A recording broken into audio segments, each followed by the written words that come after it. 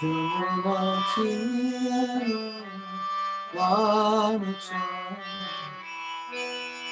Jaya Radha, Madhava, Punjabi Hari, Jaya Radha, Madhava, Punjabi Hari, Vijaya Vallabha, Giridhari, Vijaya Vallabha, Giridhari, Shubhananda,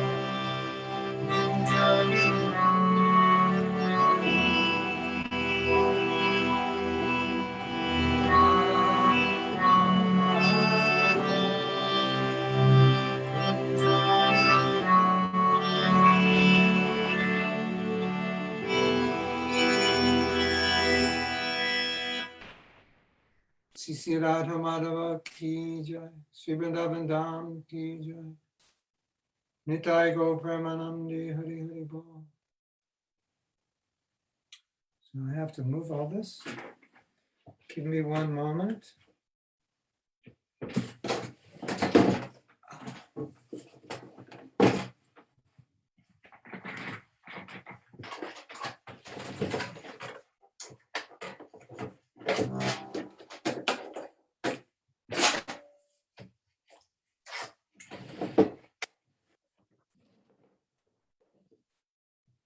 Hare Krishna, Hare Krishna, Krishna Krishna,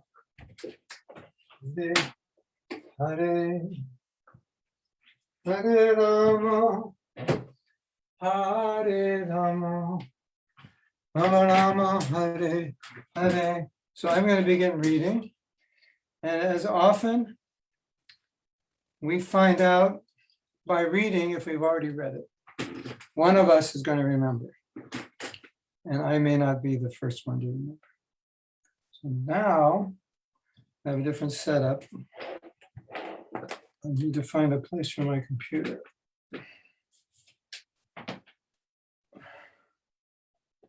Let's try this. Oh, it works.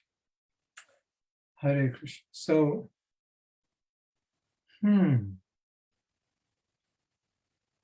yeah, okay, we read that.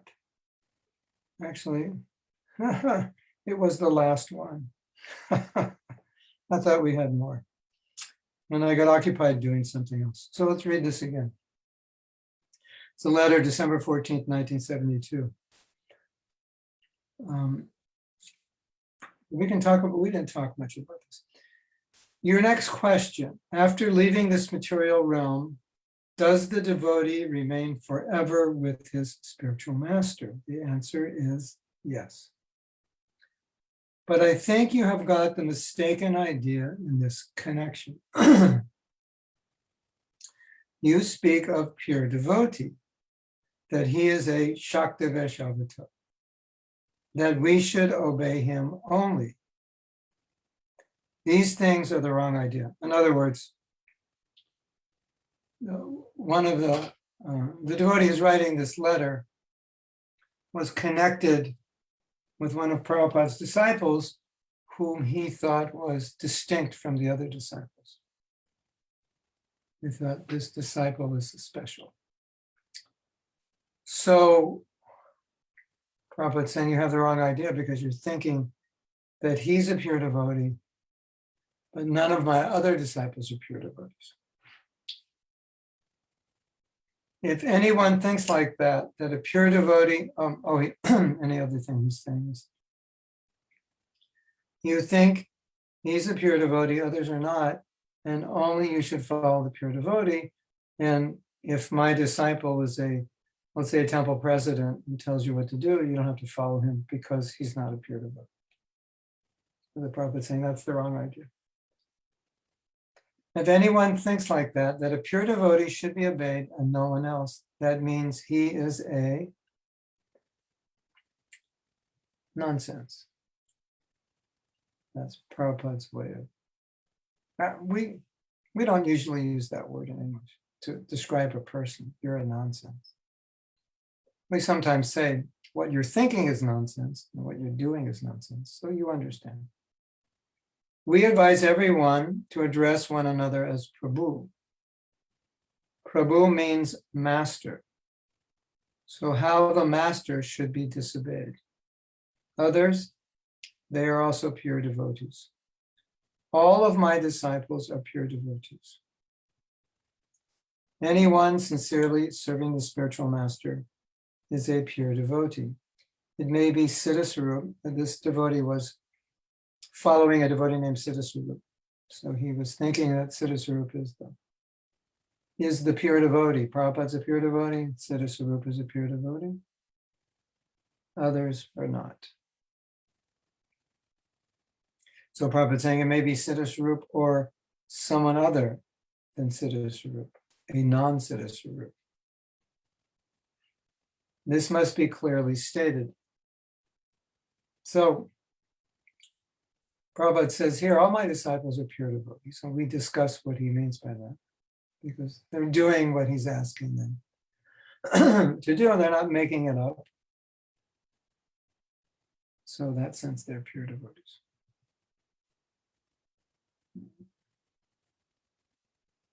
Anyone sincerely serving the spiritual master is a pure devotee.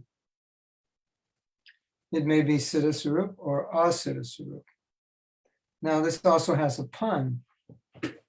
Siddhasarup is the name of the devotee, but Siddhasarup means one who has realized their sarup, which means, Siddha means perfected. So if you follow the logic is, not Prabhupada's logic, but the logic of thinking is, we'll only follow the pure devotee. And there's this devotee, Siddhasarup, is a pure devotee. Other god brothers are not pure.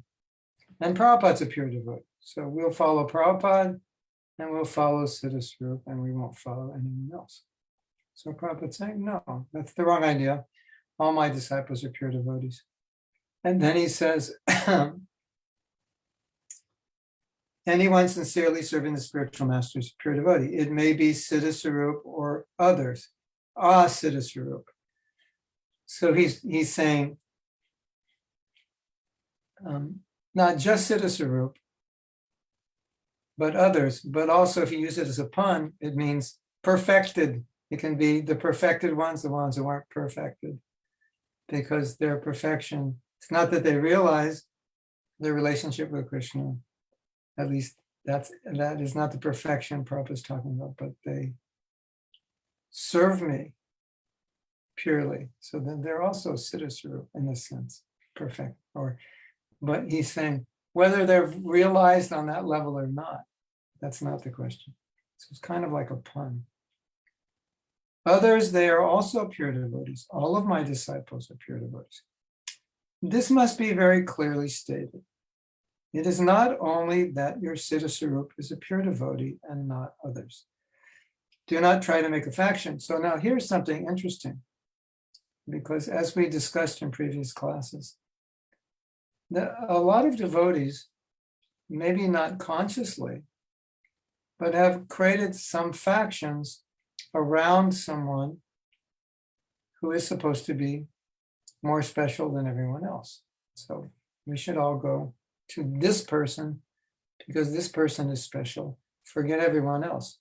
So that creates a faction. We've had this a little bit in our movement. We've had it with people who've left our movement, who've gone to others who are the ones that you will not find anyone on their level with an ISKCON, so we should all go there, or we should invite them into ISKCON to become the Acharya, that kind of idea. You can't become Krishna conscious unless you go to them, that idea. Not exactly the idea that Prabhupada gave us, and not exactly what he's saying here, for sure. Do not try to make a faction. Siddha Swarup is a good soul, but others should not be misled. Anyone who is surrendered to the spiritual master is a pure devotee. It doesn't matter if Siddha Swarup or non-Siddha Swarup. So again, play on words.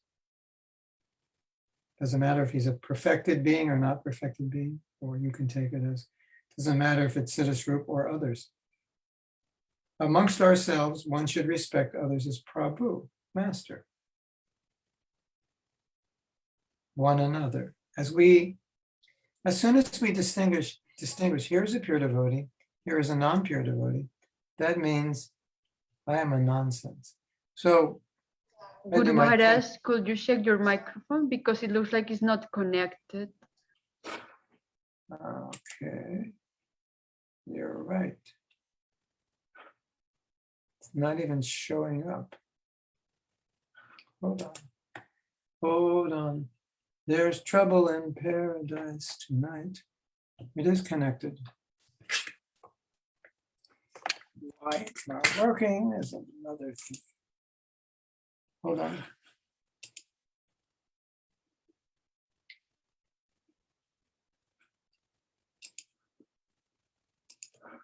Okay, now it's working, right? No? Yes? I think it's okay now. Yeah. No, it's not. It's not coming. It's not. I have to go out. I would have to leave Zoom for it to come back. It's not showing up. It's showing up on my computer, but it's not showing up. It's not showing up on Zoom for some crazy reason. Zoom doesn't see it. You want me to But the sound is good enough. So, but it's only the detail that you're not using your microphone. let me just go out. I'll come right back. Okay. Chant Hare Krishna, I will be back. Don't go anywhere.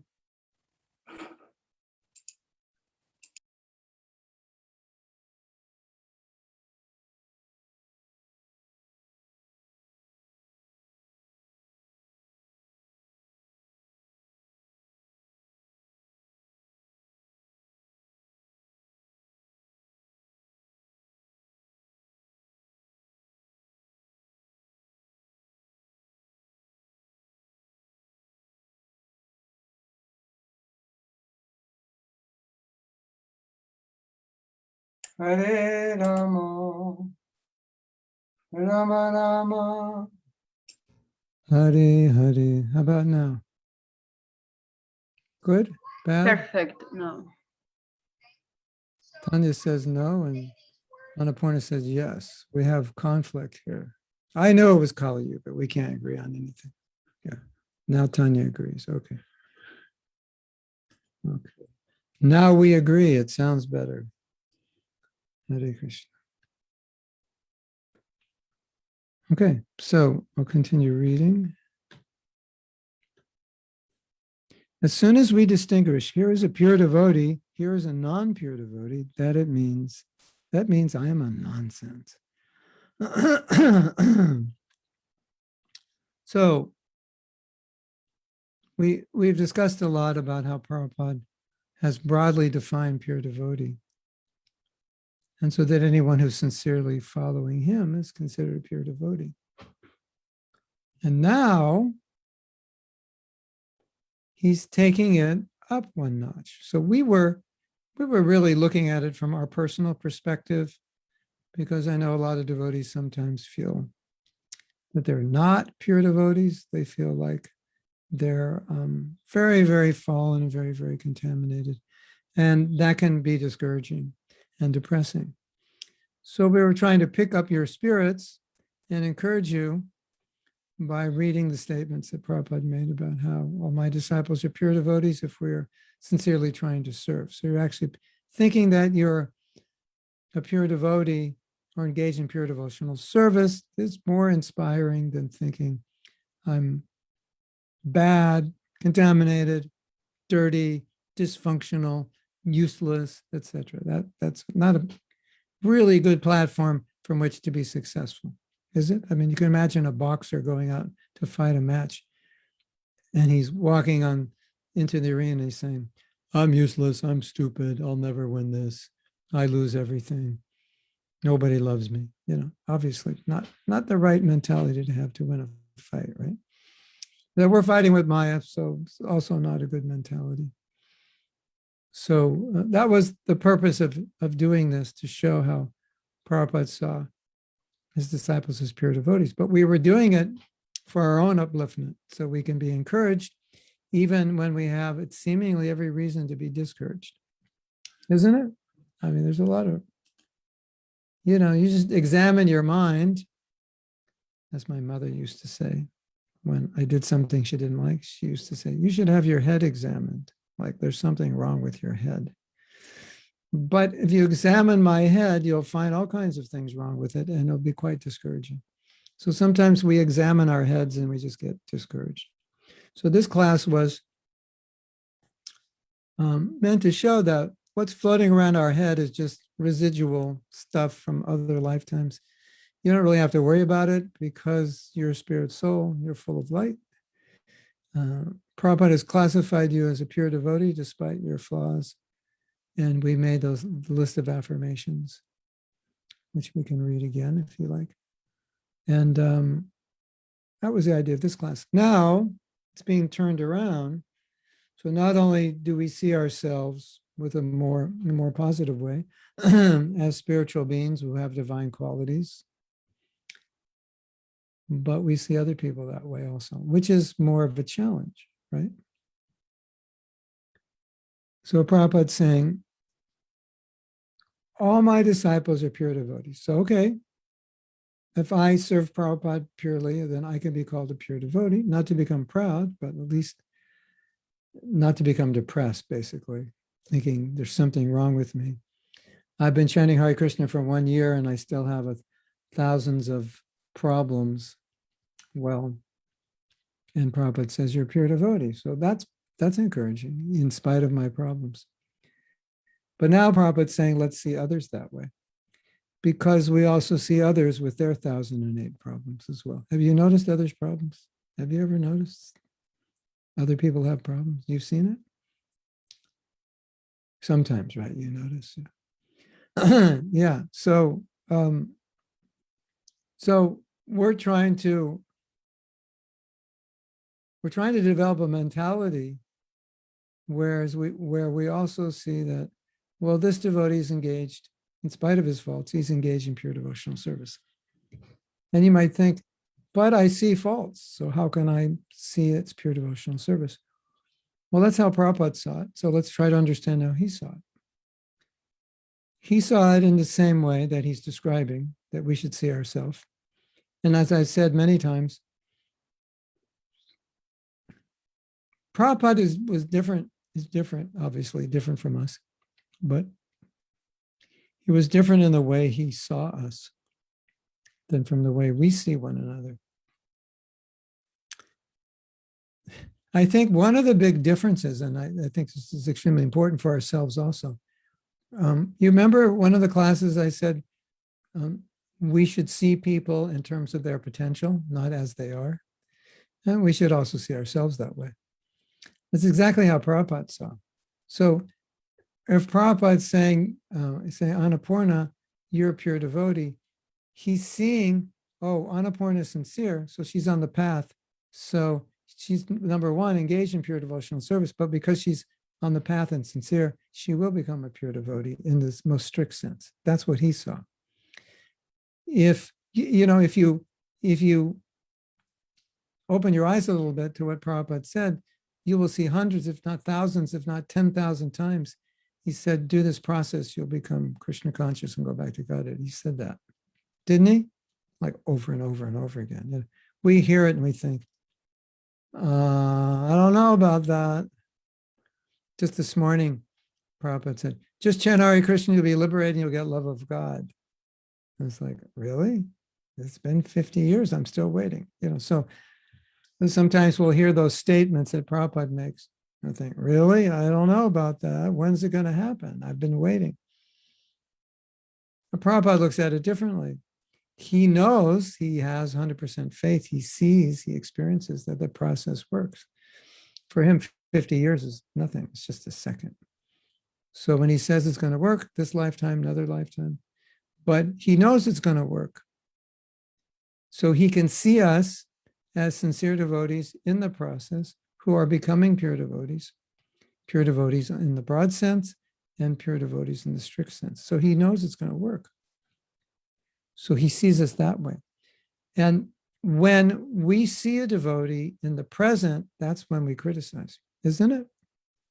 When you see them in the future, tendency to criticize is minimized because well, if they keep up the process despite their faults, they'll be purified because by nature they're pure devotees.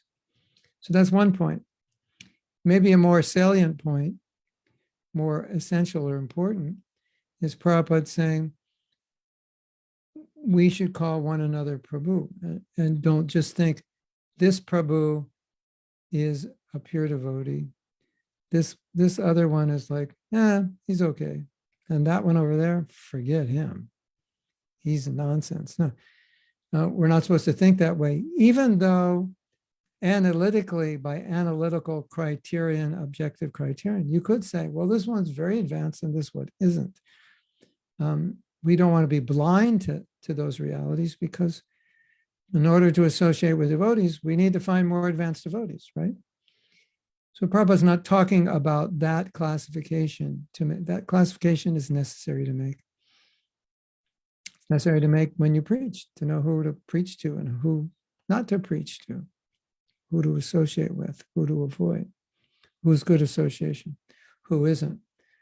But he's saying in general, respect is the lack of respect is what causes the criticism, isn't it? I mean, you don't criticize people you respect, do you?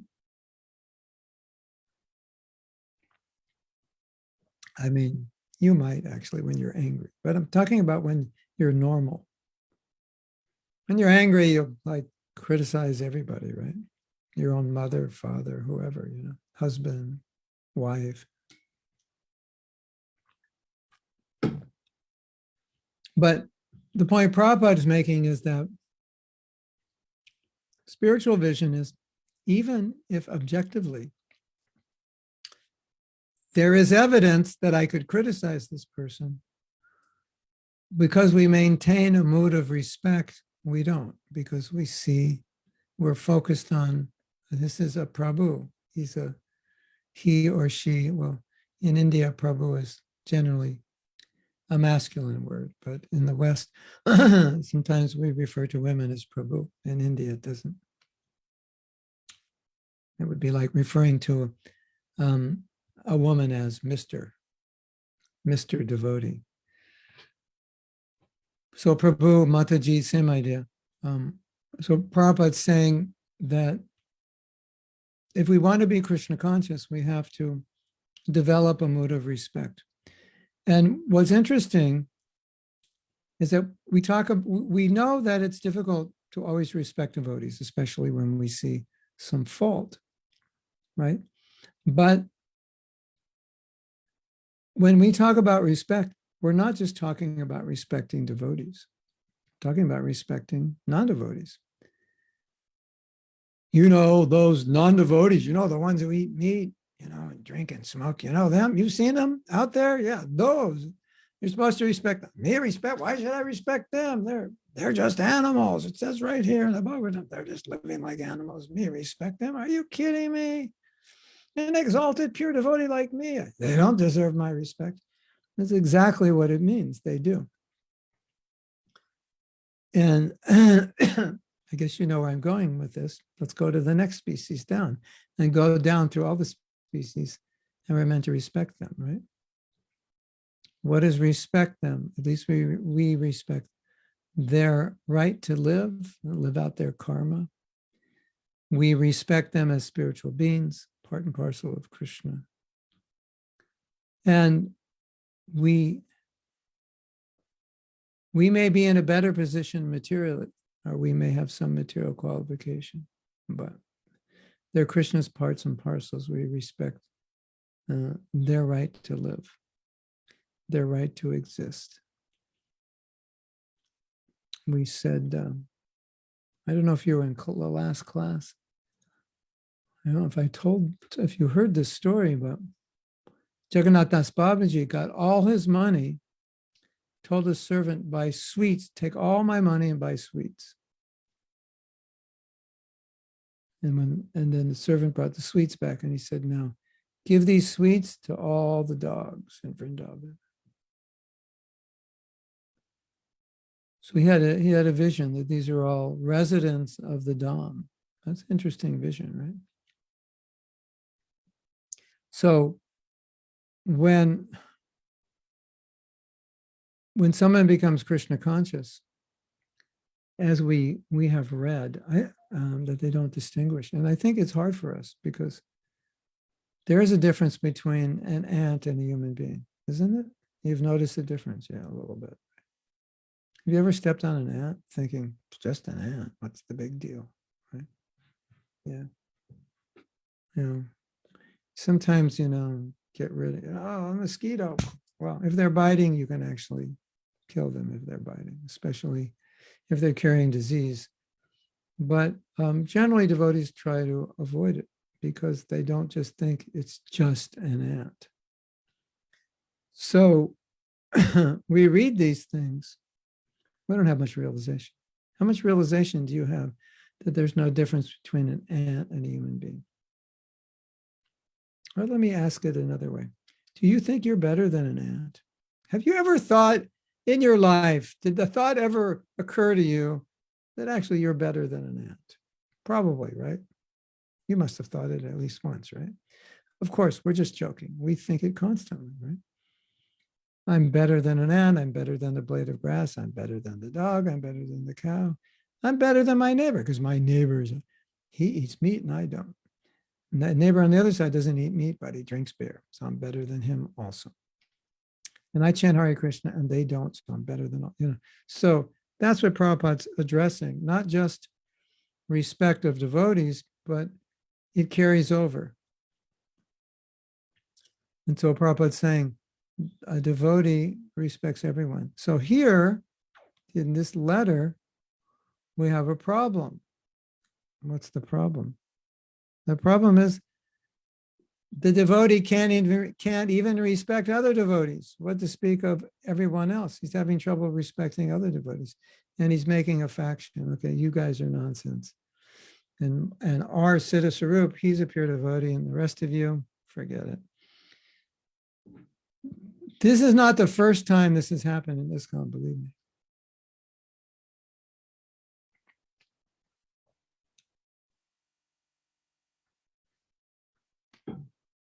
Can you believe this? It happened when Prabhupada was present. That some devotees thought, this disciple of Prabhupada, he's the one. The others, They don't rate. This happened in Gaudiya Math. They chose this one. He's the one to succeed Bhaktisiddhanta. And others said, no, he's not the one. He's the one. Did you know? You know the history. And so they made a grave mistake. They tried to, and so it naturally created a faction. Obviously, if he's the one, no, he's the one. No, he's the one. No, him. Natural faction is created. And what's more amazing is Srila Bhaktisiddhanta never told them to choose one. So it was like double trouble. It was like two mistakes in one. They're choosing one over another when Bhaktisiddhanta said, don't choose any. Just manage together. We don't need one to run everything. So this is a challenge, isn't it? Right, you know, tomorrow we'll talk about respecting ants. Now we're just trying to respect devotees. But no, tomorrow respecting non-devotees, Friday respecting ants. Now we're just, we can't even, it can be difficult to respect devotees. What to speak of respecting others who we don't respect. How can I respect them? They eat meat. They drink beer. They do this. They do that. How can I respect them? You're not respecting their actions. You're respecting them as part and parcel of Krishna, as a soul. The problem with this is it requires an extreme degree of humility to respect people.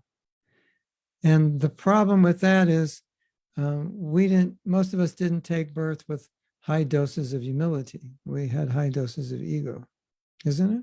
Have you noticed? Oh, Prabhu, you're exposing me now. No, we're all in the same boat, it's not, everybody's guilty, right? So it takes extreme degrees of humility to be able to respect those you disagree with, respect those who maybe you find fault with their actions, their words. So the respect is on a different level. And that's what Prabhupada wants us to see. So if we analyze the letter, we see what Prabhupada is saying is that you should respect all my disciples because they're all sincerely serving me. That's what Prabhupada said. That's it. Okay. So now the question is, there's nothing in chat. Is anyone Radhapriya, are you monitoring Facebook? There's no comments or questions. Maybe there isn't Facebook and no one has transferred them yet. Yeah. Okay. So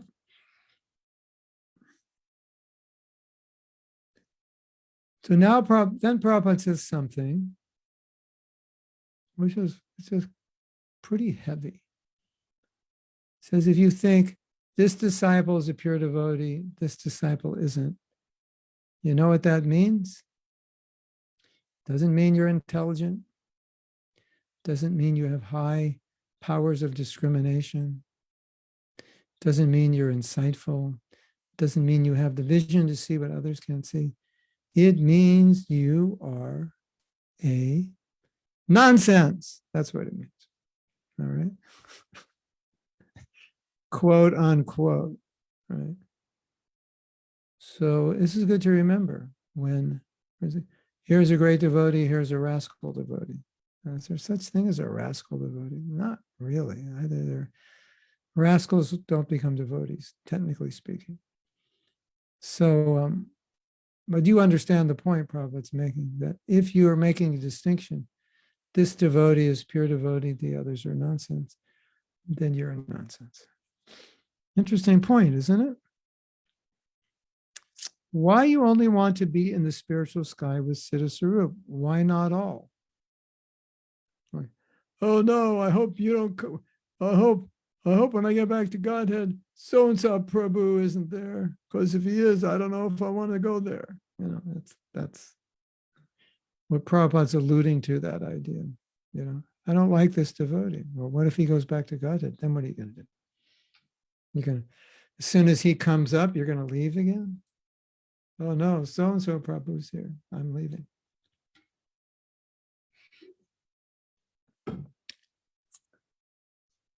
You're going to go back to Godhead, and all of a sudden the GBC is going to show up.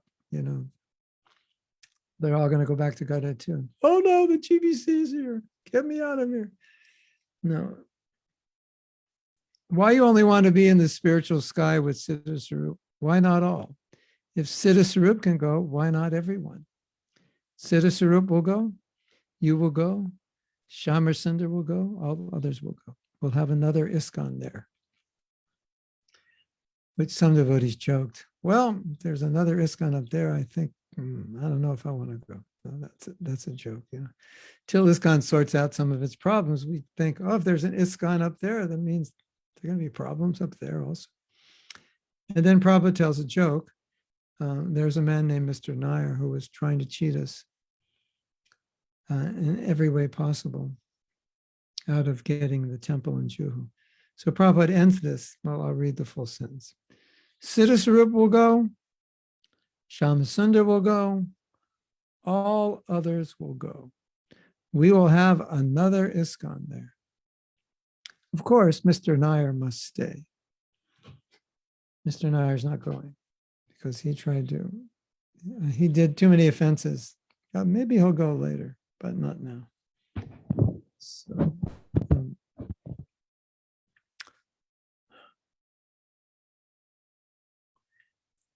I think you probably understand now or can feel now that Prabhupada was very encouraging. Prabhupada was always shedding light on us, where sometimes we couldn't even see the light that was coming out of us. Hey, Tanya, there's light coming out of you. It's like, really? I don't see it. No, yeah, it's coming out. Wow, it's amazing. Yeah. Really? Yeah. You're spirit soul. You're amazing. You're effulgent. Really? Yeah. So Prabhupada was a little bit like that. Because what are we looking at? We're looking at all the darkness. Oh, I didn't know I was light. I thought I was dark. No, you're light. You're a devotee. You're doing service. This is transcendental. You're engaged in your constitutional position. So, as I've said many times, and I'll say it again because it's so important to understand, Prabhupada did not evaluate us the way we tend to evaluate ourselves. And he evaluated us in a way that would be encouraging to our Krishna consciousness. He would say things, you could kind of say, that would compliment us, which is kind of interesting, and I'll explain why. Because Chanaka Pandit says the spiritual master should chastise the disciple. And if he doesn't chastise the disciple will be spoiled. Of course, now in 2021, if you chastise the disciple, they'll leave you. I don't like you. I'm getting another guru who doesn't chastise. Yeah. So, but even though it's the duty of the guru to chastise, Prabhupada knew that chastising generally for us was not the best medicine, that we needed encouragement. Why did we need encouragement? Because when we look in the mirror, we look at ourselves, we say, oh my God, what a mess you are. How are you ever going to become Krishna conscious? So Prabhupada knew that, and he knew that Maya was planting all those ideas in our head. He knew that Maya was trying to discourage us. He knew that Maya was trying to cause us to berate ourselves, etc. So he would often compliment us. You're doing very good. Keep continuing this way. I'm very happy. Like all the time he would say that. But I think it's important to note that it wasn't just doing it to encourage us, but he actually felt that. And there's evidence for that. Many, many times, Prabhupada said that I am dependent on you. I thank you for helping me. Without your help, I couldn't do this. I mean, genuine appreciation was expressed over and over and over again. So he wasn't looking up at us and thinking, look at these malechas. It's just my mercy that I've come here and engaged them in devotional service. Actually, they're all useless. And by my mercy, I'm engaging them, and probably they'll never go back to Godhead, but at least they'll help me. So something good will come of it. He didn't think that way. He thought that these devotees have come, they're sincere, they're helping me, they're genuine, they're honest, they're trying their best. And he appreciated all of that. So it wasn't just flattery in order to inspire us. Definitely not just that. It was genuine. And so if we want to be inspired in Krishna consciousness, then we should adopt the same attitude that Prabhupada had towards us, with the same vision, the same angle, which is that this process works, this process is powerful, any sincere person can be successful. We are on a process towards purification. The process will work, even in spite of us, as long as we execute it. The contamination within our heart, within our minds, within our consciousness is insignificant. And so when we're in the wrong frame of mind, the contamination within us becomes significant, and the power of bhakti becomes insignificant. We get it backwards. So with Prabhupada, it was always bhakti is this, bhakti is that, bhakti's this, bhakti's that. You will be successful. You are pure devotees. You're engaged in pure devotional service. You follow my instructions, I'll take you back to Godhead. Thank you for your service. I can see you're sincere. Please continue this way. Krishna is pleased upon you. I'm very pleased upon you. Like letter after letter after letter like that, right? He didn't do what we often do to ourselves. What's the use? I'll never become purified, so fallen, etc., etc. Even when it was true that a devotee was so fallen, really, really not doing well, he always encouraged him that the process can purify you. So Prabhupada was the ultimate encourager. So my point is that as Prabhupada encouraged us, we should similarly encourage ourselves. And if we don't, we should take it that it's actually Maya who's interfering, because it's Prabhupada who's encouraging. I have no, anything that I'm thinking, any attitude I develop, I should have some support for it. Like if I'm thinking in a certain way, there should be some support in our teachings that this is the right way to think. Don't you agree? Wouldn't that be like the best way to think, right? So now, don't ever think that thinking in a way that depresses and discourages you has any support in our scripture. No, some of you may look at humility and think, well, it's humility. It's not true, because nothing that's Krishna conscious will depress you. Even if it seems to be depressing, it won't depress you. I'm a worm and stool. Yeah. So if I say I'm a worm and stool, that is kind of depressing. But if Krishnadas Kaviraj says it, it's not depressing to him. So if I say it and it depresses me, probably I shouldn't say it because I don't understand it, right? So the point is that I should like Prabhupada, be saying things to myself and seeing things in a way that I become encouraged. It's like Prabhupada's trying to encourage us, and it's like we're intercepting the encouragement and taking it and throwing it in the trash. Prabhupada's throwing He's throwing the ball of encouragement. We catch it before we get it, we take it and we throw it away. That's what we're doing, actually. So Maya will try to discourage you. That is a given. When you become a devotee, she will try to discourage you, because if you're discouraged, then she can manipulate you. She can bewilder you. If you're encouraged, she can't, because you have, your energy is high. So Prabhupada knew that. And so Prabhupada was always, you could say, flattering us. When the guru is supposed to chastise us, he was mostly flattering, encouraging, because he knew that's what we needed. But again, the important point is he was actually seeing it that way. It wasn't just made up. He wasn't just making up words like a parent to a 2-year-old child. Oh, very good. The child didn't do anything. It wasn't, you could say it must have been a little bit like that. Okay, maybe a little bit. But Prabhupada was actually seeing it. That's the point. So the last point I want to make, and we'll take some questions or discussions. The last point I want to make is, it's some of these points I've made before, but the context, when the context of the discussion changes, then even if I make the same point, it seems to be different because we're looking at it from a different floor of the building, so to speak.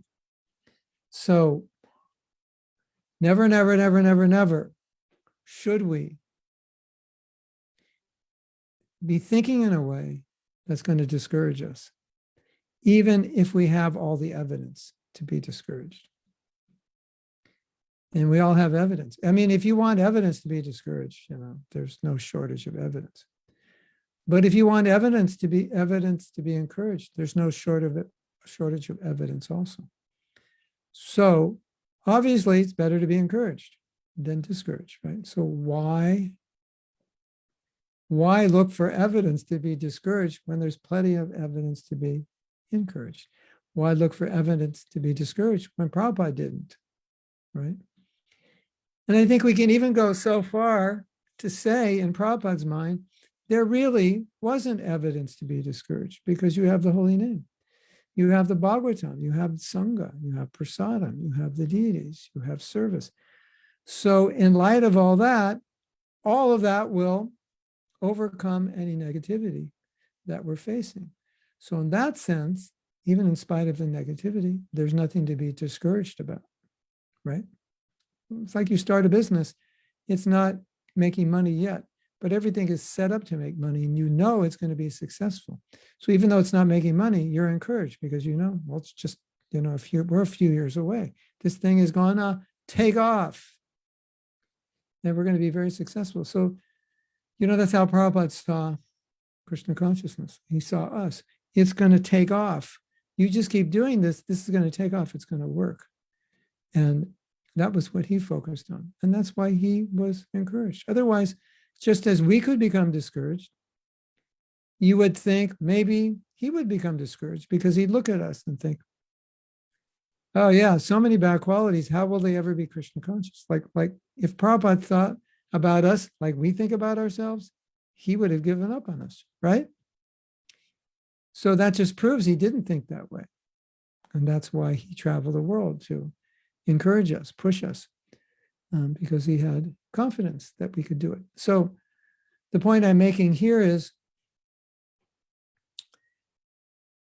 you don't want to think in a way in which you become discouraged. It doesn't make any sense at all. I mean, if you just back away from all the, emotional, whatever is going on, and mental, psychological, this and that may be going on within you, and just back off from it for a minute and look at it more objectively, then you can see, if I'm trying to be Krishna conscious, then to think in any way which would impede my Krishna consciousness doesn't make any sense whatsoever. I should be thinking in encouraging ways.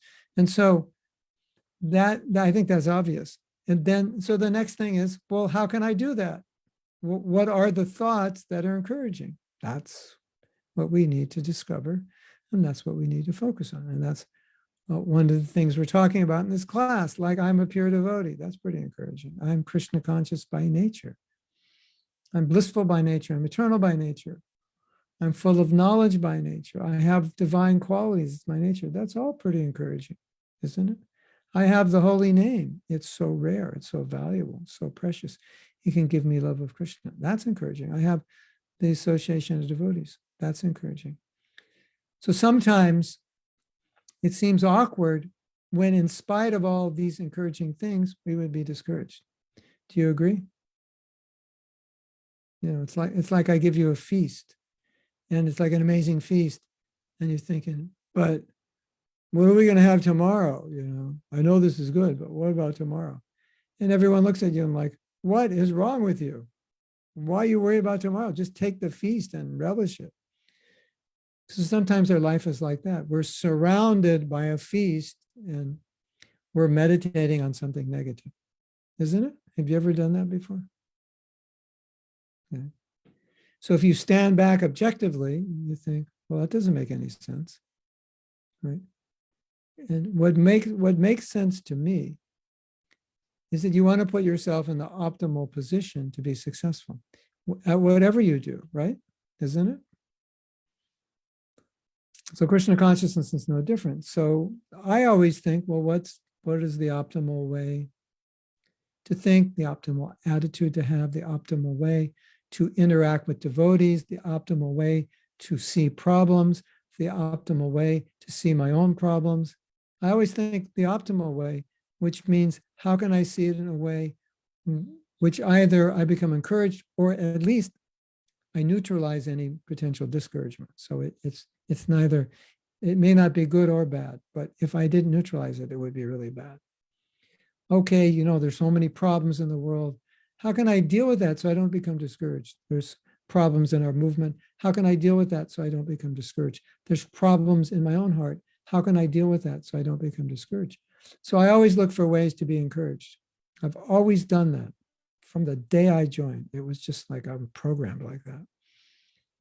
Because my thinking was, why would you want to think any other way? It doesn't make any sense, even if there's evidence for it. But why would you want to focus on it, right? You know, like they say, or or maybe I said it, there's so much good in others that why would you want to focus on the bad, right? If I focus on your good qualities, it inspires me. If I focus on your bad qualities, it causes me to be offensive and then I suffer. So why, if I have the choice of what I'm going to focus on, why would I focus on your negative qualities? It doesn't make any sense, does it? So in the same with yourself, why would you focus on your own negative qualities? It doesn't make sense when you could focus on what will enthuse you, right? So that took me an hour just to say what I just said in the last minute. That's what I wanted to say. Sometimes I have to say it 100 times to make sure you get it. But if I can think in a way that will be encouraging, if I can take any situation and somehow spin it so that I can be encouraged, then why wouldn't I do that? Right? Of course I would. And then you're saying, can you do that with any situation? Yeah, you can. Any situation.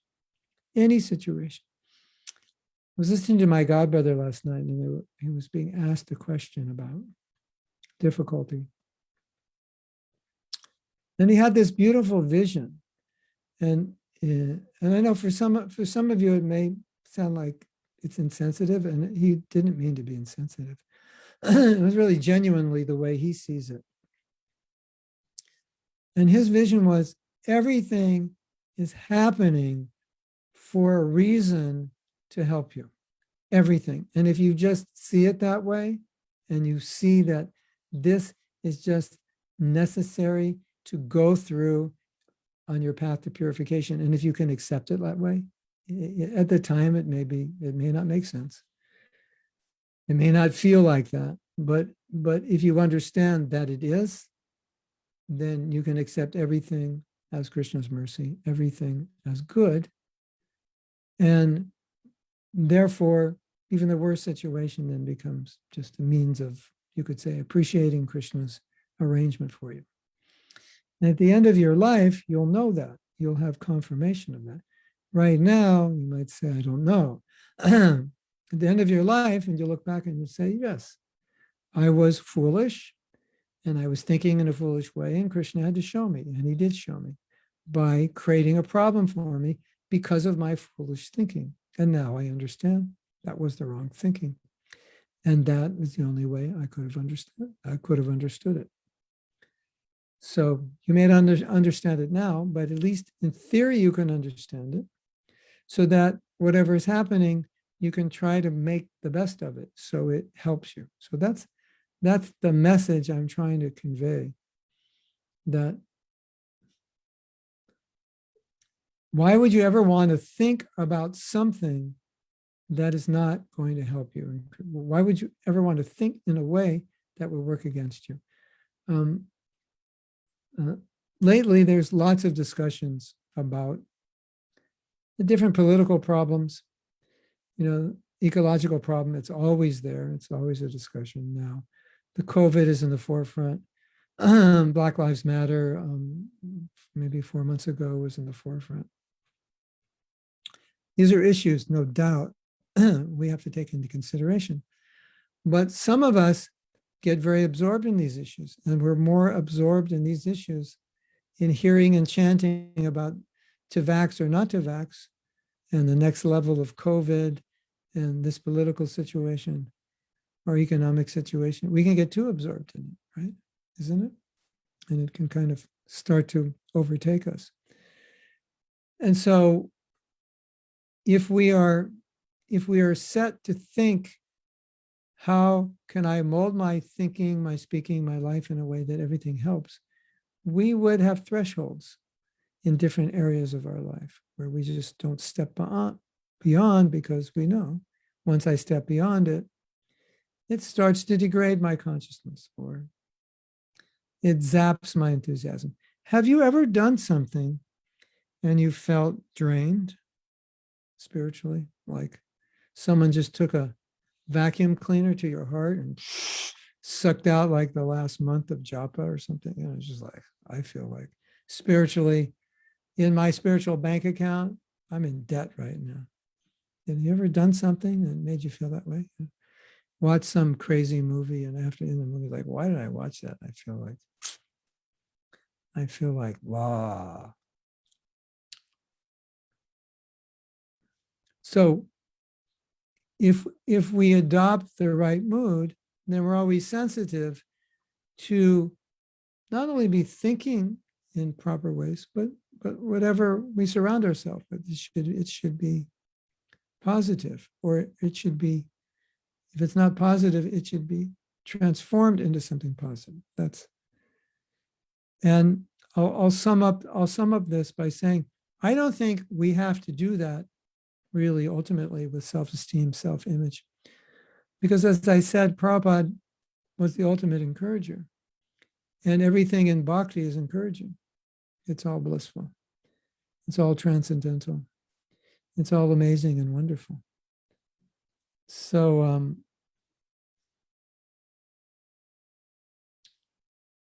we're all looking at you, Anuradha. It's a very interesting picture. Your little friend there, right? He just came in from San Francisco. That's the Golden Gate Bridge, right? He just jumped off the bridge. Yeah. There's so much to be encouraged. There's so much to be encouraged about in Krishna consciousness. Let's look at the questions. If there are questions, there's something in the chat.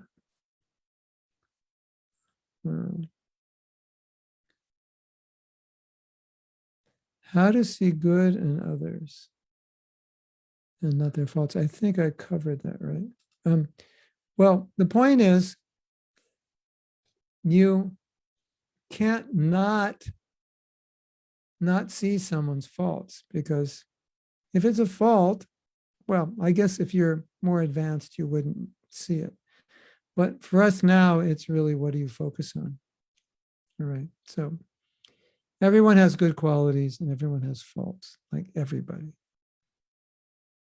Even very elevated devotees have some fault, something, they don't pronounce Sanskrit properly. It may not be a big fault, or, in your vision that they don't eat a healthy diet, or, they're supposed to sleep to the south, but they sleep to the north. That's a fault, May not be a big fault, all right? Or they have a spot on their dhoti. You can see all these things, right? Or he just had a mango and he's still got a little yellow on his leg.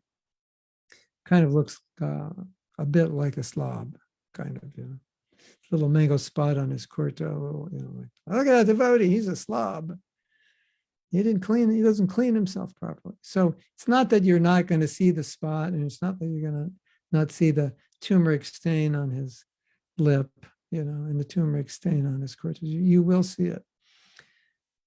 But the real question is, once you see it, is that where you're going to put your attention?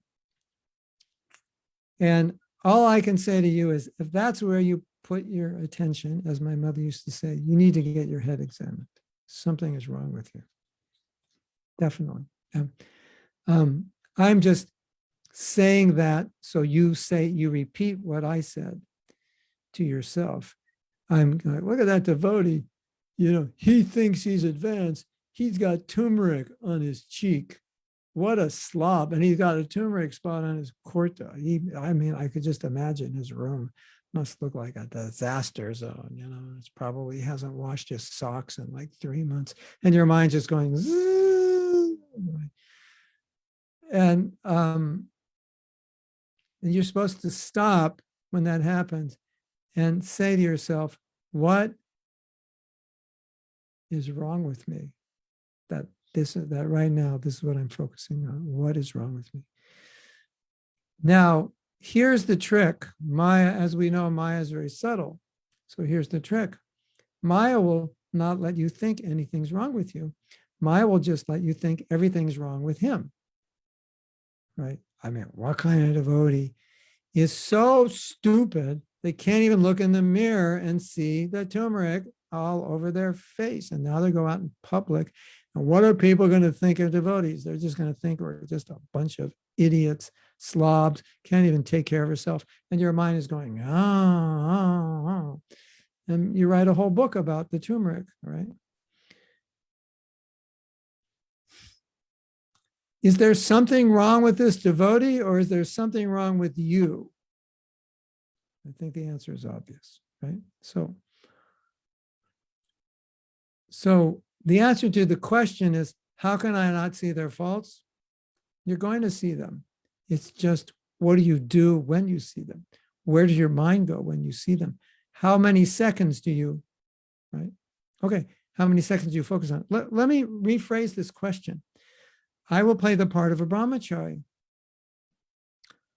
How can I avoid seeing beautiful women? My answer, climb up Mount Everest and just pitch a tent, and you might see a beautiful woman once in a while, but by the time she gets up there, she won't look so beautiful. So you're good. Or find a cave that no one can find, and you're good. So it's not that you can avoid seeing them. It's just, what do you think when you see them? That's the problem, right? Do you think Mataji, or do you think, here's my feast. I'm going to enjoy this feast. Which one do you think? And after you see this beautiful woman, how much longer do you think about her after she's walked by you? Do you keep thinking about her?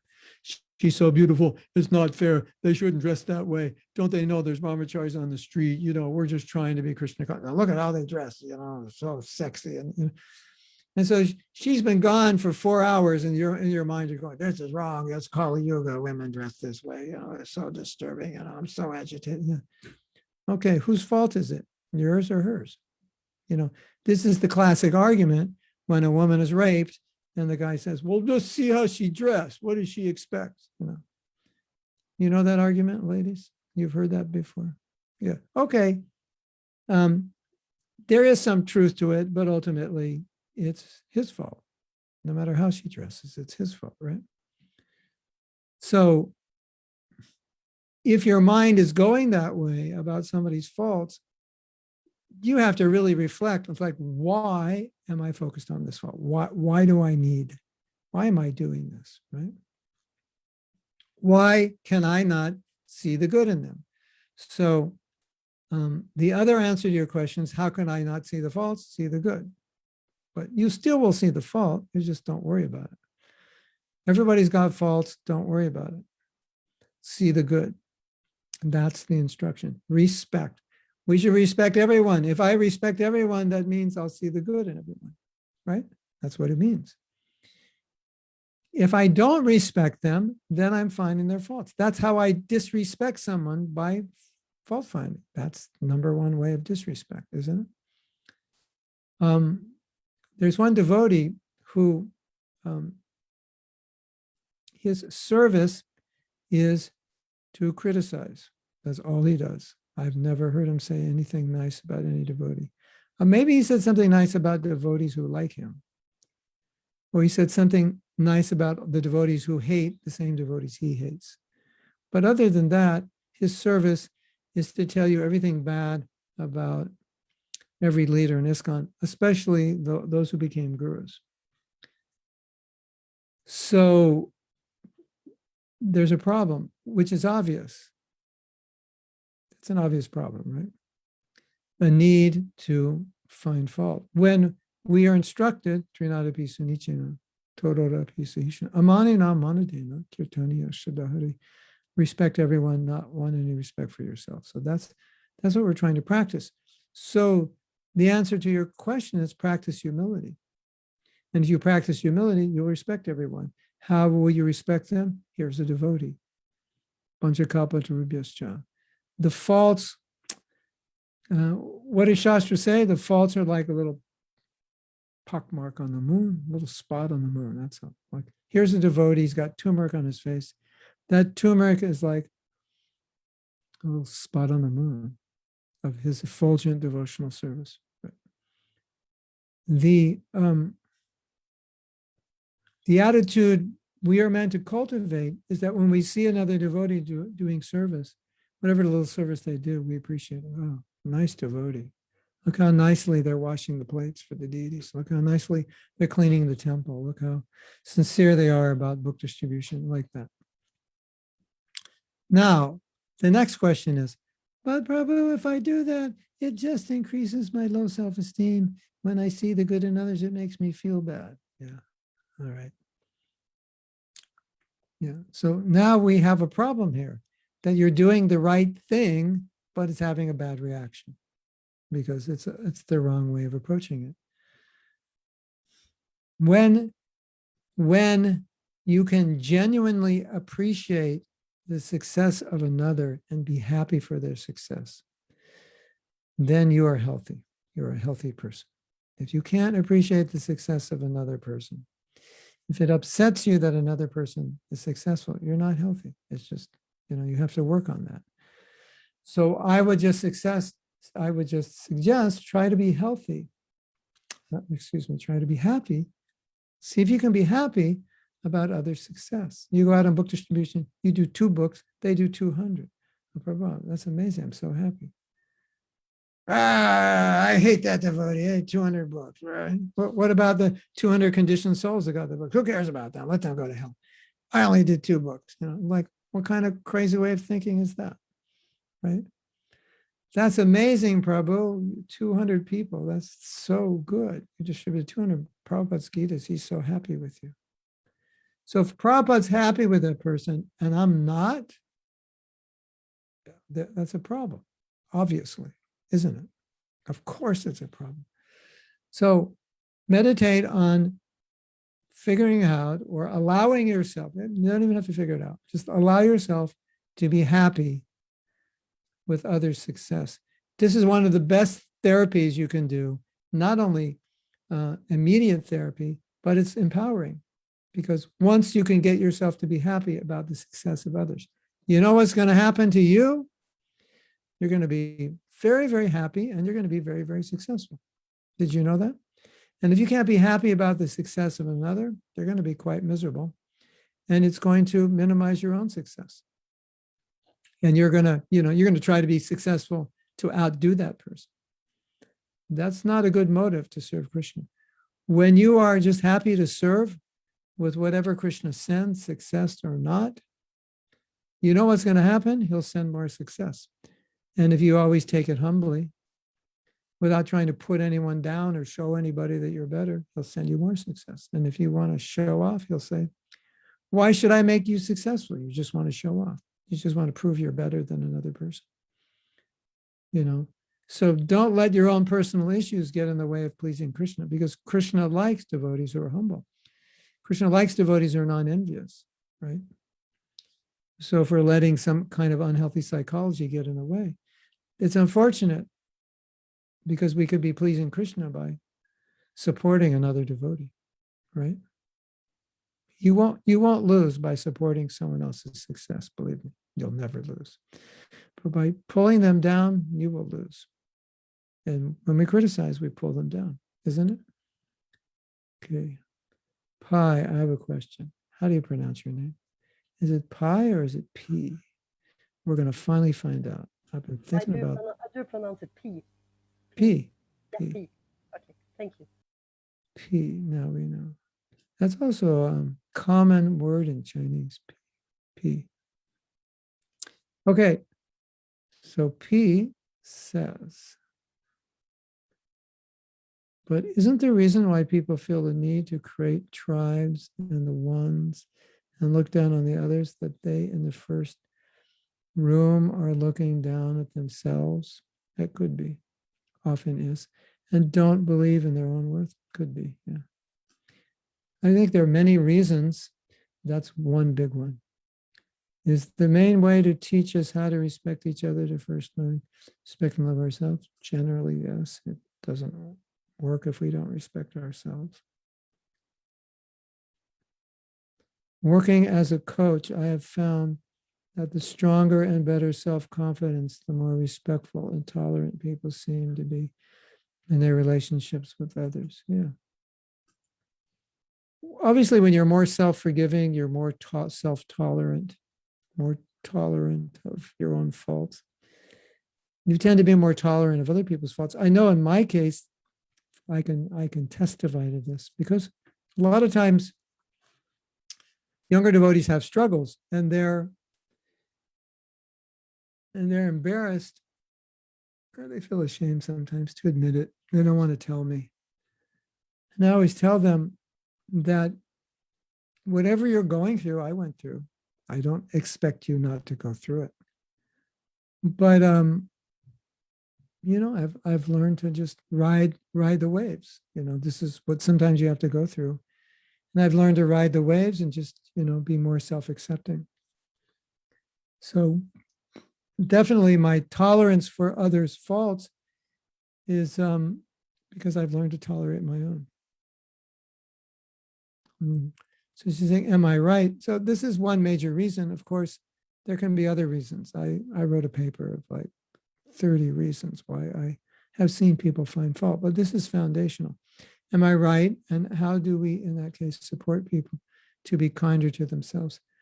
We talk about self-compassion as a cure to a lot of the problems that we're facing.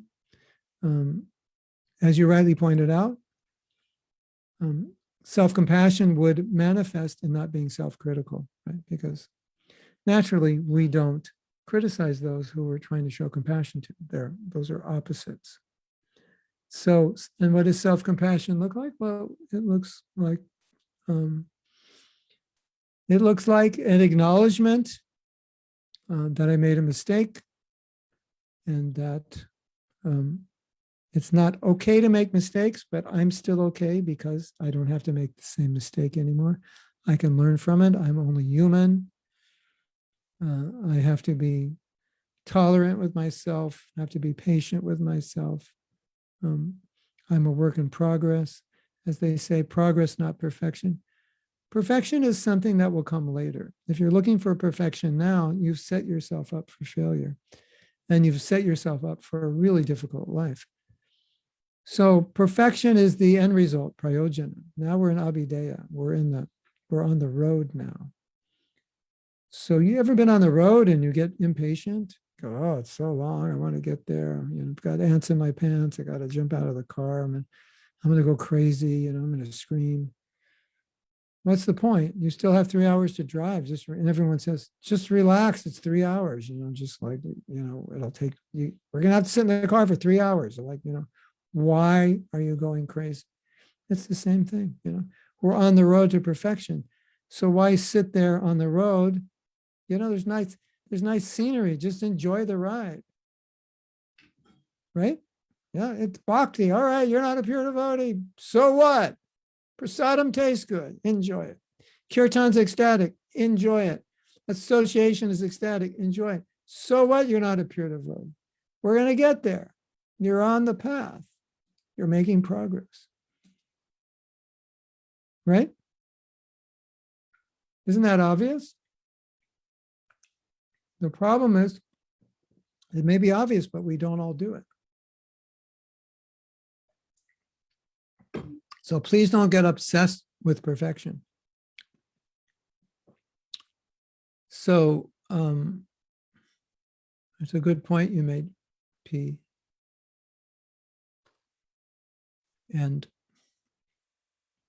lots and lots and lots and lots and lots and lots and lots and lots of people have trouble with this because their parents wanted them to be very, very, very, very, very, very, very, very, very highly successful. Like they basically wanted them to be number one in the universe, in their field, right?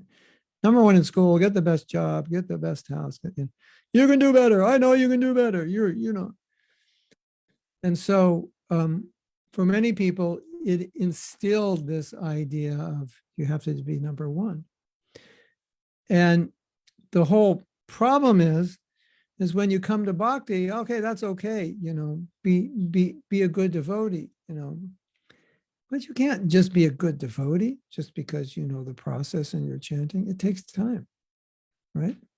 It's not like you just read Nectar Devotion and like, okay, now I'm the best devotee in ISKCON. I read it. I'm going to read it 16 times and I'm going to pay attention to every detail and I'm going to listen to every lecture on it. And then I'll be the best devotee in ISKCON. It doesn't work that way. So if we've had this programmed into us by our parents, some of us just had it programmed from our past life. That's how we were. We were like these overachievers in our last life. So we come into this world and just, when we're like 2 years old, we want to start, be the CEO of, a company that puts Google out of business. It's just a samskar that we brought with us. You've seen kids like that? They're like 3 years. What are you going to do? I'm going to put Google out of business. How are you going to do? Well, I have this idea, They're like 3 years old. Like, where did that come from? Obviously, he was trying to put Google out of business in his last life, but he couldn't. So he came back again to do it. So some of us bring this perfection idea from the past life. Some of us got it here. And as I've often said, if you can't shake that, at least understand what perfection is in Krishna consciousness. It's sincerely trying. That's perfection. If you define it another way, you will drive yourself crazy. And one of the saddest things for me is to see people who are like, kind of okay, and they join ISKCON and then they become crazy. It's like, oh, I'm such a bad devotee. And I go, were you like this before you were a devotee? No, I was fine. Everything was just fine. I was happy. I was having a good time. Then I become a devotee, like, it's like a horror story, Well, obviously, for some people, it was there in seed form. It just, it came out later, because now I actually have something I really care about. Before I didn't care about anything. So it didn't matter if I was perfect. It's who cares, it's just, but now I care about this. So now it matters. So one of the best things we can all do for our material and spiritual life is to be, we don't want to be compromising. When we say be tolerant, be patient with yourself, it doesn't mean you're going to just do nonsense and go, well, I'm just a nonsense, I got to be patient. No, it's not like that. It just means that you're patient with your faults. Doesn't mean you're not trying to be better. So yeah, that's my answer for now. And we had a course in Mayapur 2 years ago about this, and it was all about, whatever you're giving yourself, you tend to give others, isn't it? If we won't focus on our negative qualities, then we won't think and rectify that. No. Well, okay, so let's look at it. So let's say Sureshwar Prabhu, you recognize that you find fault. Okay. We'll use that as an example, which of course everybody recognizes it. So you're not special. Don't worry. You're just normal. Everybody does that. Well, you are special, but not special for this. So you recognize it, all right? So now you recognize it and you think, okay, what I learned today in class was A, B, and C. Now, if I apply A, B, and C, I can start focusing on other things that I see in people, the good side like that. So now you're thinking about what you can do to overcome your negativity. So you don't need to think about it anymore, right? The opposite side of that is, okay, I heard class today, I realized that I am critical. And then I go into this downward spiral. I'm so bad, I can't believe I offended so many devotees. Are like, probably Krishna doesn't like me, and probably I'll never chant good round, and you just go down this spiral into hell, right? So that's what I mean. That would be focusing on your negative qualities. I didn't say don't be aware of them. I said don't focus on them. Because once you're aware of them, you don't need to focus on them. You need to focus on the qualities you need to develop that would overcome the negative, right? That's what you need to focus on. That's what I meant. So I hope that's clear. Tanya says, this reminds me of principles favorable to the execution of pure devotional service.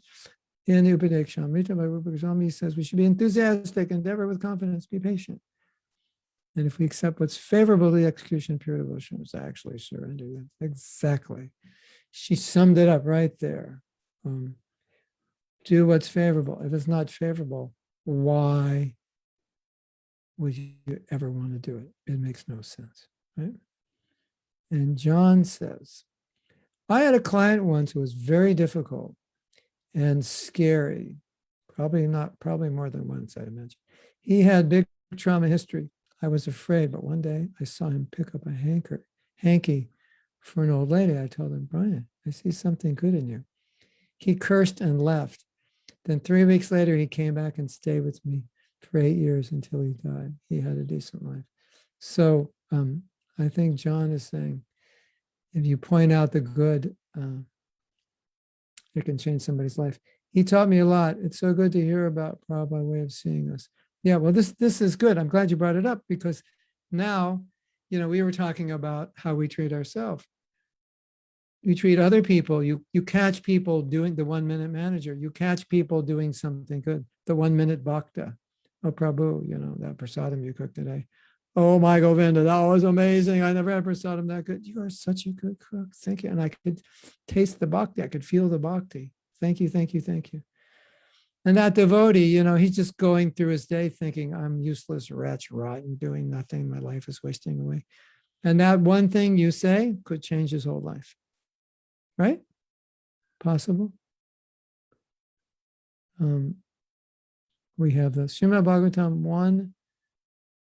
1:17-22. When I looked at it, it looked like a dollar sign, $11,722 purport. I was going, $11,000 purport. Okay, let's see what this purport is worth.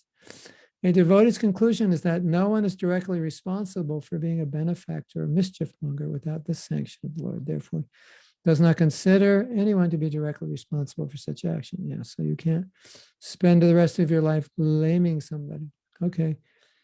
Here is my link to reasons we blame.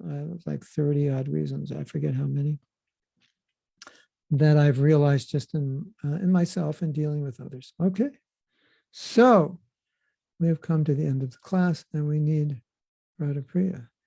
I don't think this class was recorded, was it? It's just live on Facebook, which is good enough, but it wasn't recorded on Zoom. So all your lovely faces will not be visible. Now, is Radha Priya here? Because she's got to shift us over. Oh, yeah. Radha Priya, where are you? think you have to shift us into the japa session. This session has to end and then we start a new one. Or does anybody know how to do that? Or it might actually happen when Gauramani comes on. It just shifts. I don't know. Nadia is taking a break, and so Radhapriya is in her place. And Nadie está tomando un descanso, así que Radhapriya lo está haciendo. so we normally would stop. Maybe this stops us. Gauramani, you know how to stop our class and start the japa? Because Nadia usually does it, but she's not here. Maybe you know how to do it. Huh. I guess you know how to do it. Okay. So, welcome everyone. Some of you have attended the japa retreat. And, Bienvenidos a todos. Creo que algunos de ustedes han atendido el retiro de Yapa. and Sorry, Gurudev. I just need to be made host if someone can make me host. Sorry to I interrupt. don't know. That's Radhapriya, and she's she's the host. I logged on with another. Should I re-log on as the host? No, she can just, or is she gone now? Oh no, she's here. She's Yes, here, I'm but- here. I can finish the meeting if you want. Yeah, she Yeah. can just sub me and make me host, and then I can start. Okay, let me 1 second. Thank you. Segundo. Uno segundo. Por favor. So I will finish the transmission on Facebook right now, and then you are free to join to the next transmission, okay? Yes. Yeah. Okay.